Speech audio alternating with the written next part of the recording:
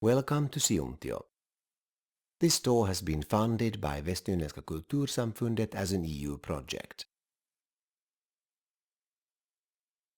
Siuntio Past and Present.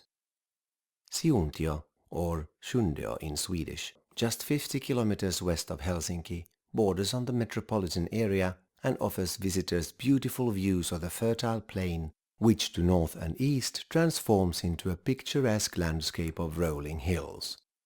Documentation exists from as early as the 14th century of a coastal route between Turku and Viborg known as the Great Coastal Road. Later named the King's Road, it traverses Siuntio in two directions. The river Pikkala, both waterway and trade route, has long been important, and the first mention of the Pikkala Bridge dates back to 1555. The footbridge, which can be seen today, was built in 1991 by enthusiastic Siuntio inhabitants who got permission to tear down the former bridge and build a new one on the old caissons. Finland's first nature school lies just to the west. The church from the 1480s is the oldest building in Siuntio. The two stone castles at Svidja and Sjundby, together with the old manor houses, provide evidence of the many interests that the locality has attracted historically. Traces of settlement in Siuntio go back even further than that, however, right to the Stone Age. Graves from the Bronze Age are to be found at Kreijansberget, below which now lies the Homestead Museum. The coastal railway between Helsinki and Turku was completed in 1903, as well as the station building in Siuntio and the post office. Proximity to the metropolitan region has contributed to population increases and also a shift in the municipality's centre, from around the old parish village to the newer community which has grown up around the railway station. The arrival of the railway also put an end to the earlier steamboat traffic. Part of Siuntio south of the railway station was in the area annexed by the Soviet Union after the Second World War and which was used as a naval base from 1944 to 56. A reminder of this time is the Russian steel triumphal arch constructed at the entrance to the sports ground near Pikkala Manor House.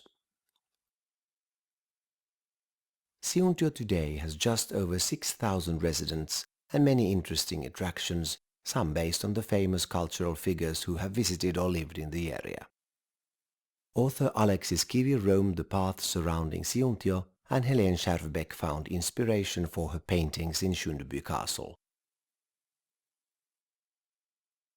Fanjunkars. Fanjunkars got its name from Jonas Lönnqvist, who was a warrant officer, or fanjunkare, in the Swedish army. His daughter Charlotta Lönnqvist inherited the soldier's cottage, which stood in the grounds of Sjundby Castle. The lease she paid in cash. Charlotte made a living by catering for weddings and funerals, as well as by instructing girls from larger farms in the area of housekeeping. She was, moreover, generally industrious and brave, known even to have hunted wolves. All the same, Fanjunkars is best known as residence of Finland's national author, Alexis Kivi, who lived there for 7 years from 1864. These years was his most productive period, and it was here that he wrote the greatest part of his works, including 7 brothers, no less than 3 times. Charlotte took care of all things practical, from food to clothing, so that Kivi could concentrate on his creative efforts. Fanjunkars became his refuge. Previous to this, Kivi had lived at several locations in Siuntio, including with his brother Juhani Stenvall. Here he roved about with his rifle and hunting bag over his shoulder. He went rowing and fishing, drawing inspiration for his poems and descriptions of nature. During this time he wrote the majority of his poems and completed the first versions of his plays Kullervo and the Heath Cobblers. Kivi also wrote a number of poems in Swedish, which he spoke fluently. He also read the works of Shakespeare and Stagnelius and almost everything else in Swedish, since these were not then available in Finnish. At Fanjunkars, Charlotte Lönnqvist took special care of her author guest. She even went as far as destroying apple blossom outside his window one spring since he could not tolerate the smell of the flowers. Despite the fact that the people of Siuntio and his native municipality Nurmijärvi generally looked down on his authorship, Kivi had at Fanjunkars his own study and peace and quiet in which to work. He could rest or even be ill. The area where the cottage stood was taken into Soviet control in 1944, and when it was returned after the so-called Porkkala parentheses in 1956, the cottage was no longer there. The Fanjunkars we see today is the result of the work of the Pro-Fanjunkars Foundation. The project has led to the reconstruction of an identical building about 100 square meters in size in the original location of the house in which Kivi lived. This has been done to honor the memory of our national author and to take care of an important part of our cultural heritage. Sjundby Castle. For almost 450 years, the grey granite castle of Sjundby has watched over the rolling landscape and the river rapids between Tjusträsk and Vikträsk. Mention of a manor farm at Sjundby goes back even earlier, however, to 1417. The castle itself was built by Admiral and Field Colonel Jakob Henriksson Hestesko and was later taken over by the Tott family, who kept it for 4 generations.